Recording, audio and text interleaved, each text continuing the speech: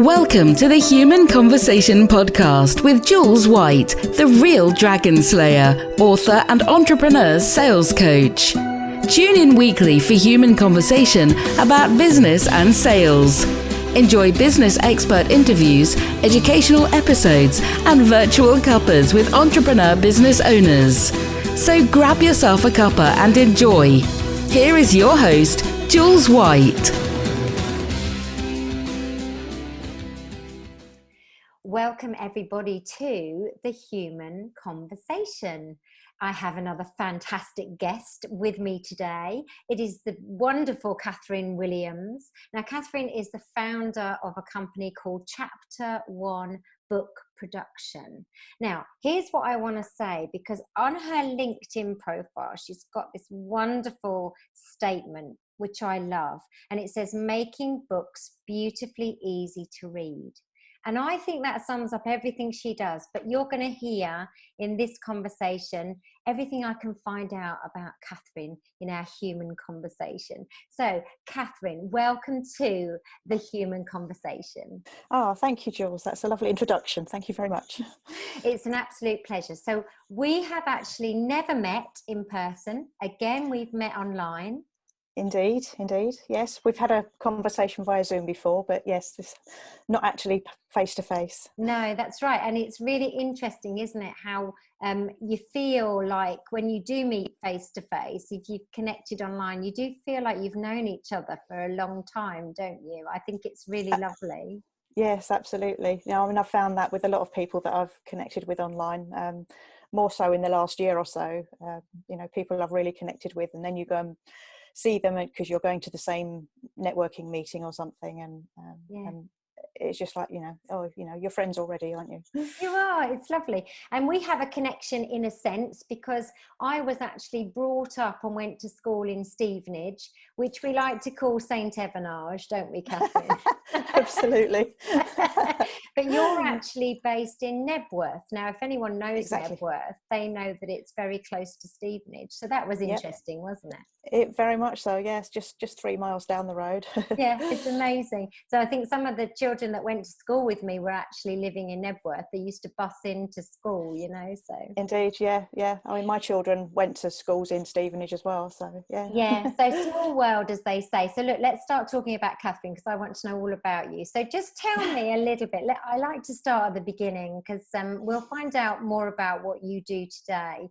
But where did it all start in your career? What did you do when you left school, for instance, Catherine? Well, after school, I actually went straight to university. I did a year at Keele University.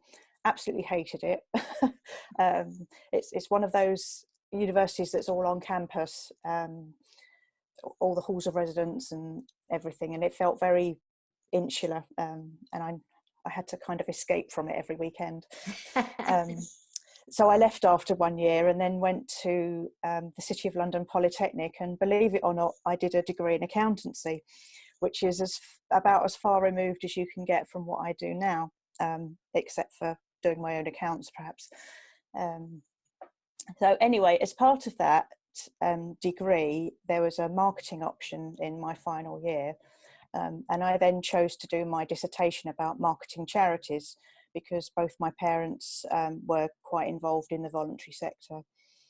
And then leading on from that, my first jobs were in the voluntary sector. I started out as a PA to, she was called the Policy Development Officer at the Mental Health Foundation, and she was involved in organising conferences about mental health issues. So I was her assistant and helping her with that. And then after that, I went to a job at the Royal National Institute for the Deaf. Wow. So I was the assistant to the fundraising director there, which was quite good fun. And then some things changed around, and she left and departments merged, and I ended up as a press officer, which seems kind of strange now because I'd never had any dealings with the press before.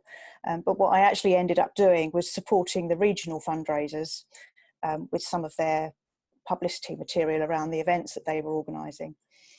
And then as part of that, I was using a program called PageMaker to create the posters and the invitations and things like that. And I really enjoyed doing it. So anyway, that was then. And then I had a little break having my children. And when my daughter was soon to start nursery school, I thought, oh, I better get a part-time job somewhere while she's at nursery and get a bit of money coming into the household again. And in Nebworth, there was this little company called Able Publishing, and they had a sign up in the window saying assistant wanted. So I thought, oh, okay, I'll pop in and see what's what. And it turned out that they were looking for somebody who knew how to use PageMaker.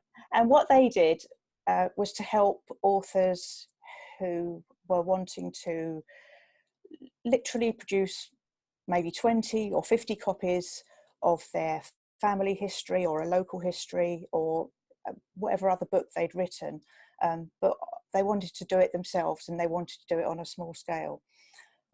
So that was what Able Publishing did, is they helped those authors to get their books produced and printed so that they could give them away to their family and friends. So now it kind of feels like I've come full circle because I'm helping self-publishing authors again. Don't you think it's so interesting when we talk about our careers, when we look back, isn't looking absolutely back a wonderful thing in some senses? Indeed. And you can start to sort of see, well, I did that, but goodness knows how I even got involved in that, but I did it, and now I can use that here. But actually then you kind of lit up when you said about, and I really loved that, and you could feel it, couldn't you? Yeah, yes, indeed. I think the big thing for me, I've always said in a lot of my interviews, isn't it lovely when you find something that you totally love? Oh, very much so, very much so. Once I'd been in Able Publishing for a little while, I knew that publishing was my thing. I really enjoyed doing the page layouts and setting the books up and making sure that they were readable. So how long did you do that before? Did you move on to do something else with that same company, or did you then move to another company? How did it work? I pretty much stayed at Able Publishing until it finally had to close.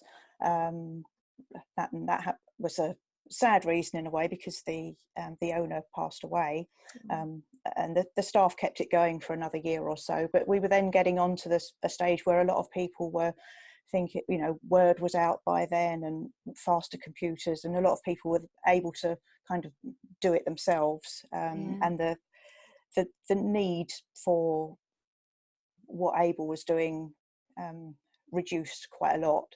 We did some massive books. I worked on one which was called Craftsmen of St Margaret's, which was all about the different artists and craftsmen who had contributed to the stained glass and the wood carvings and the sculpture, and it was absolutely fascinating, and it had obviously been a real labour of love by Syrian Mills, who had put it all together, and that was ended up by over 600 pages. So it was a massive book. So that real sense of achievement in getting that one done. That's for sure. Amazing. So at what point did you suddenly decide you were going to go and do this for yourself, Catherine?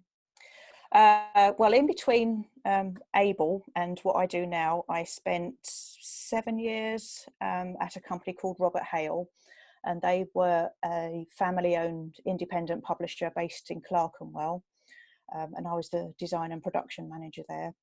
So I was commissioning artwork for covers, undertaking some of the page layouts myself as well there, liaising with external freelancers to do other bits of page layout, and everything under the sun really. But I was managing the production of something around 20 books every single month, so that's fiction amazing. and non-fiction. So I learned a huge amount while I was there. And then sadly in 2015, they decided that they were going to stop trading. So Oh. all the staff were made redundant. I have to say, in hindsight, I suppose the writing was on the wall, but I didn't see it at all at the time. So it came as a bit of a shock. So I spent all their imprints were sold to another publishing company called the Crowwood Press, and because there were still some works in progress, I was able to acquire the iMac that I used at work and then finish those jobs on a freelance basis for Crowwood. That was where the seed started, shall we say, for what I do now. Yeah. I think at that time I wasn't quite ready just to go out and think, oh, well, I can work freelance now, I can do it all from home. So in the interim, I also took on a maternity cover contract working at DK, who do lots of lovely travel guides and children's books, and I worked in the Life team, which does the gardening and cooking and craft books. So that was absolutely wonderful. I really enjoyed lovely. it. I mean, it feels like you've been surrounded by the kind of book world for really some time then, doesn't it? When you think, very much so. Yeah, I mean, yeah. even as a child, my mum was an avid reader, still is. And one of my favourite things that we did every week as a child was going to the library, so I could choose new books. And as a young child, I thought, being a librarian would be a great job, wouldn't it? Because I'd just be surrounded by books all day, and I might have to stamp a few when people come in and out and put a few back on the shelves. But basically, I'd be able to read all day. I love that. So just while we're talking about reading, what's your favourite things to read now, Catherine? Favourite things to read now? I tend to go for the psychological and crime thrillers. I know. My mum loved those books, Catherine. She would. I'm not a massive reader, if I'm really honest, but she had shelves of books, and she was always reading a book. And she loved these kind of psychological thrillers. And even on the television, she'd watch them, and she'd know who'd done it. She was lovely. But isn't it nice to know that you're actually a reader? It's your passion as well as what you actually do in your job. I think that's very really much wonderful. Yeah, very much so. Yeah, I mean, to be honest, this year I think I've got up to, I did signed up with Goodreads a few years ago to try and track what I was actually reading, and set myself a challenge of reading 40 books in the year. Wow. I think last year I got to 30 something, and this year I've only managed 23 so far. So, well, you're obviously busier then, Catherine, aren't you? Well, yes, to some extent. And this year I've read more non-fiction as well, because I've been reading the business books and the self-help books and things as well as the fiction. And that included your book, of course, Live It, Love It, Sell It, which was we found brilliant. So. Oh, thank you so much. I don't want to tell the audience that you were asked to give me a plug there, because she really wasn't. No, not at all. Not at all. But thank you. I appreciate it. And on that note, actually, what you've got on Facebook, you've gone together with a couple of other ladies, and you've got a group, haven't you, that looks at reading? We have, yes. It's called the Small Business Owners Book Club. Love it. It actually started off with a few of us in a group on LinkedIn. It was a lovely lady by Tracy Short who runs this LinkedIn group called a Breakfast Club, and there's lots of lovely people in there, and I've met most of them now as well in person. So we started off just within that LinkedIn group, recommending a business book, and then we'd all read it, and then we'd have a discussion about it online. And then it got to say, well, why don't we open this up a bit more? And so the Facebook group started off. It hasn't been particularly active, and I have to say a couple of the books we've chosen have fallen a bit flat, but yours wasn't one of them, that's for sure. Oh, thank you. Thanks for that. I'm so glad. but then, you know what, when you've got a small community like that, you're not always going to have books that everybody loves, and isn't that the beauty of it all, really, Catherine? Oh, totally. Yeah. We're all individuals, we all have our own likes and dislikes, and different books are going to appeal to different people. So yes, exactly. I think it's interesting as well how people read a book. So when you've got a group like that and you're giving feedback, it's really interesting to see what people really noticed about a book compared to what someone else really noticed about a book. And I love that. Yeah, very much so. Yeah, that's wonderful. I think as an author, I'm so much more aware of that now as well, which is quite exciting. Yes, yes, I'm sure you are. So I want to talk about what you do now, because it's really great, and I want to talk about the reasons why it's great. So obviously I'm sitting on the side of the fence where I'm an author and I've published a book. You're sitting on the side of the fence where actually you're part of that process in being able to publish a beautiful book. So tell us a bit about exactly what it is that you do, so the audience understand that, Catherine. Okay then. Essentially where I come in the publication process is once a book has been written and edited. So it's ready to go into production, as they say. The part that I enjoy the most and what I do is doing the page layout, or the typesetting, or the page composition. There's lots of different terms for the same process, but getting the author's words into a lasting visual form. Lovely. I like that. Yeah. So so obviously that's a book, and books can be easily shared and distributed, so that they can reach a large audience, or a larger audience than perhaps they might otherwise have done. So yeah, it's the page layout, but I can also coordinate the production of a book by basically project managing it, and getting a cover designed, and getting a ebook done once the print version has been finalized. So I've talked to people before about the different ways you can publish a book. So we've got things like self-publish, hybrid publishing, as we call it, and then you've got kind of the publishing houses, haven't you, really? Yes, indeed. So does it matter sort of where I'm going to go in terms of the actual publishing as to whether you can fit into that process? I'm essentially working with people who want to self-publish. Right. So independent authors, and also with book coaches or writing coaches, people who help others to get their book written in the first place, because they also need help with that aspect of it.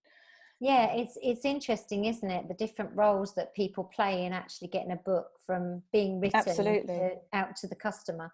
The bit I'm really interested in, and I think is really important, is actually the bit that you do, because, and the edit. I have to say the edit for me was important. I would have been mortified if my book had gone out with spelling mistakes. And so far, fingers crossed, I don't think it has got any. I certainly haven't been told about any. But I think from a reader's perspective, I think it's actually really important that the layout of that book is done professionally, because it makes such a difference when you're reading as to whether you stay engaged with the book, doesn't it? Exactly. Yeah, I mean, my philosophy is, if you're distracted by how a book is laid out, then it's not been done properly. Yeah. So good book design doesn't get noticed. Yes. Yes, so lovely. I love that, though. Isn't that good? Yeah. So readers should be able to focus on the words and what they mean. Yeah, definitely. Do you find that what you do is common knowledge to people who are writing books? So do they appreciate that somebody like you exists, Catherine? Probably not as much as I would like. Shall I put it that way? My business is still growing. It's over 2.5 years on now. I mean, those who have worked in publishing or who've had a book published before will be aware. The brand new authors, probably not. They might think that you can just lay it out in Word and you can upload it to Amazon and somehow magically it becomes a book. Yeah. It's not quite as simple as that. No, it's not. There's a big piece in between, isn't there? Absolutely. You know, there are certain conventions with book design around the margins and the leading, which is the line spacing and word spacing, and trying to make sure that you don't get what are called hyphenation ladders, where if you've got, say, 3 or 4 lines in a book where there's every end of line is hyphenated, you just get that row of hyphens, and that's a distraction, I think. Yeah. Or you can get what are called widows and orphans, so those single lines at the top of a page or the bottom of a page which don't look right either. I love what you call them, widows and orphans. You know, it sounds, obviously that sounds a bit morbid, but it kind of does sum up sort of how these lovely lines of text are left on the page, doesn't it? Indeed, You know? indeed, yes, yes. I mean, there are all sorts of weird and wonderful terms in typography, I have to say. So I know you said in the chat that we've had that you work with, obviously directly with independent authors, but equally you have a relationship with writing coaches. I do, yes. You know, or author coaches. I had a writing coach when I wrote my book, and she was an absolute godsend. I don't know whether I would have completed writing my book without her. And it wasn't as much, it wasn't so much that she wrote my book for me, but she kind of kept me accountable, which was a huge thing for me, you know. So I think it's really great that you're having that relationship with these guys, because more and more authors now are using writing coaches, aren't they? Yes, yeah, absolutely. Yeah, I mean, it's a funny thing, because when I started this, I kind of assumed that I would be mostly working for traditional publishing companies, and I wasn't, weirdly, even aware that book coaches or writing coaches even existed, or, you know, that was a thing that people did for a living. So that's been, you know, really good to make those connections and to start collaborating with some of them. Yeah, definitely. And I think times have changed so much, you know, the fact that pretty much anyone can write a book now. You know, when I was young, you know, you didn't write a book just like that, because you would have to get a publishing house to publish that book for you. Exactly. You know? Yeah, exactly. Yeah. So, you know, in one sense, I think it's absolutely lovely that anyone can write a book, but I also think we need to be very, I think it's very important that we maintain the quality and the beauty of books. And I couldn't agree with you more there. Absolutely. You know, I think it's really important. If nothing else, what we said earlier about the engagement of the reader, in that they want to be really not noticing whether this book is badly laid out. I love that, Catherine. Yeah, So no, absolutely. I mean, to my mind, you shouldn't be able to tell the difference between something that's been self-published and something that's been traditionally published. I mean, maybe the print quality is slightly less with the print on demand houses than with some of the big printers that are out in the Far East, for instance. But aside from that, you know, the page layout and the cover design should be on a par with anything else that's out there.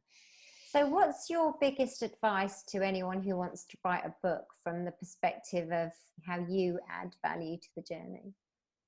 Well, the first thing is know who you're writing for. You have to consider the audience and how you're going to sell it before you start writing, I think. As far as its design and production is concerned, keep it as simple as you can.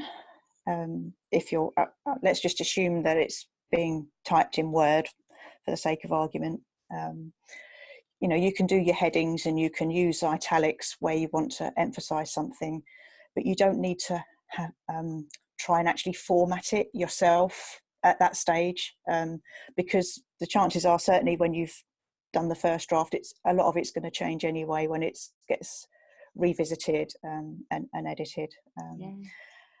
And a good editor will be able to sort of analyse it to some degree and identify what level of headings need to be there. I mean, for fiction, obviously, it's different. You've basically got your chapters and the story flows through. But with non-fiction, you've obviously got a lot more structure involved in terms of headings and subheadings and subheadings, and you might have bulleted lists and numbered lists and diagrams and illustrations. So yeah, so true. I think it's a case of, you know, don't worry about the formatting when you're writing it. Yeah, I think it's great advice, because, you know, when you are, well, I had a really strict English teacher, Catherine. He was horrible, you know. I honestly didn't like him. Bless his heart. I'm sure, I hope he's still around somewhere, but goodness knows whether he is. But he frightened the life out of me. But I have to tell you, he gave me this one lovely thing, which I'll always take through my life. He gave me the ability to be able to write quite beautifully, and also how to understand grammar, you know, what commas to put in, where to put my paragraphs, all of those things. By goodness, I knew them because he was so mean.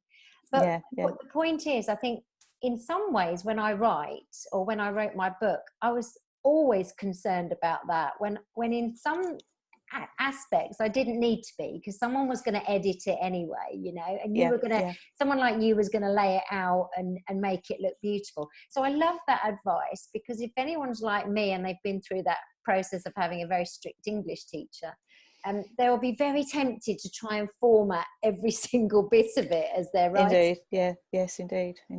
Yeah, I mean, you know, it certainly helps to know the basic rules of grammar and to know where you need to have apostrophes and not. You know, I mean, you don't have to use semicolons, and you know, don't use too many exclamation marks either, probably. There was a post about that. Was that you who'd put that out, Catherine? It was, yeah. I'm terrible when I'm writing anything myself, you know, LinkedIn posts or whatever. I'm very prone to, you know, not just using one exclamation mark but 3 or 4. So I'm the same.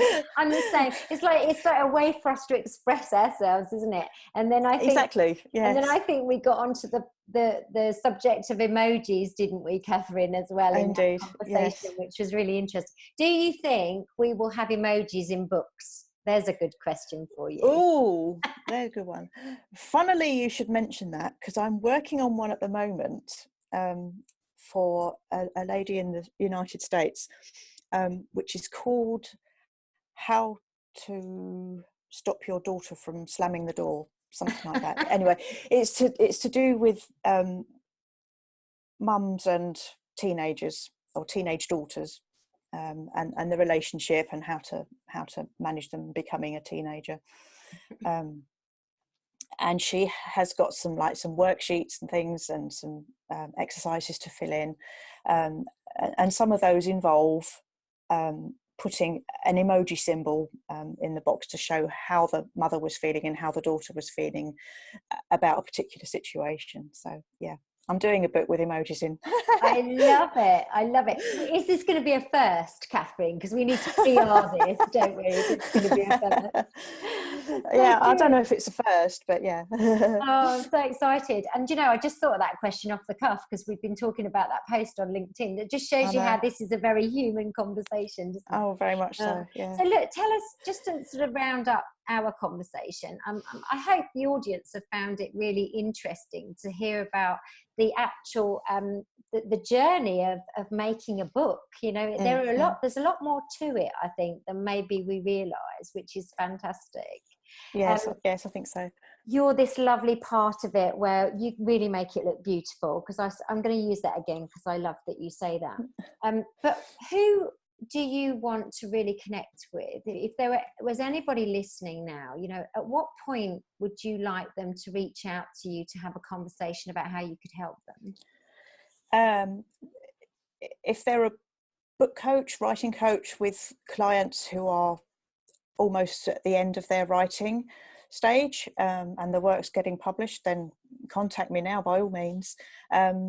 With independent authors, I suppose ideally the writing stage is almost at an end. Maybe it needs editing and revising and a touching up a little. But if you haven't even started writing, it's a little bit too early, because I take over once the editing's been done, and it's the actual getting the book into production and actually published. Definitely. But what I would say to people, obviously having been through the process of writing a book, here's your connection now with Catherine. Because actually, even if you have only just started writing or you're about to start writing, you put her name on that list so that you know when you're ready that this is the lady that you can come and talk to, Indeed, yes. Make it part of the plan. So how can we get hold of you? Where should we follow you? Where do you hang out, Catherine? LinkedIn is the best social media platform, certainly. I'm on there every day, pretty much. With the occasional day off at the weekends, but I'm usually posting something about books or publishing or typography, or occasionally some more personal things on LinkedIn. I do have a Facebook page as well, which I don't post on perhaps as often as I should. And obviously you can look at my website as well. What is your web address, just for the listeners? And then I'll put all your links into the text on the podcast. Okay, brilliant. That's very kind. Okay, it's www.chapter-1-book-production.co.uk. Fantastic. It's a bit long. That's all right. Just don't forget the hyphens, and then you're going to get it right. But I will put your links in as well. And the other thing I'll do is if you want me to, is I'll put the link to your little small business book group, where you're doing all the reading. Okay. Cool. That'd be good. So we've talked about that today, and I think it'd be nice for some more people to come and join that. Maybe I'll get my bum into gear and start reading some of these books sometimes, Catherine. Yeah. Indeed. You never know. You never know. One last parting advice. What's your go-to affirmation? Something that somebody said to me a little while ago was, you can't be a secret and a success. And it has stuck with me ever since. So I know that in order to get more business in, I've got to raise my visibility, and that's obviously partly why I go on LinkedIn as much, and partly why I'm on your podcast. Yeah, I love that one. So that was one, and probably also harking back to something that I know you're familiar with, and something that my dad said to me as well is, there's no such word as can't. Love it. I love it. There's always a way round doing something. Yeah, I totally agree. And how lovely that we've got that same affirmation that we share as well, and from our dads. Maybe it's a dad thing. A dad thing, wasn't it? Maybe back then. But Catherine, it's been so lovely talking to you and just finding out a little bit more about you. And I think for the listeners, I'm excited that we are highlighting what it's really like to go on the journey of writing a book and the things you need to consider, Yeah, absolutely. Yeah, it really is. Yeah, and it's lovely to have had you on. So I will make sure all your links are down below in the text so everybody can follow you. Do follow this lady on LinkedIn, because she just posts some really interesting content. It's knowledgeable stuff. And I think it's quite fascinating when you can find somebody to follow who's teaching you things as they go, as well as being able to help you with your beautiful books that you're all going to write. So thank you, Catherine, for joining me on my podcast today. Oh, thank you so much for having me, Jules. I've really enjoyed it. Oh, me too. And listeners, thank you again for joining us. I know that we have some really fabulous listeners now who even write to me and say, we love your podcast. So thank you for that. We love making them. And we will see you again next time on The Human Conversation. I hope you'll follow us. We are on Apple Podcasts, we're on Spotify, and we are on SoundCloud. But from me, all I need to say is, ta-da for now. You've just been listening to the Human Conversation podcast with Jules White. To find out more about the other work that Jules does, please visit her website, www.liveitloveitsellit.co.uk. And if you enjoyed the podcast, then please do leave a rating and review on the platform you use to enjoy her show. Thanks for listening, and see you next time.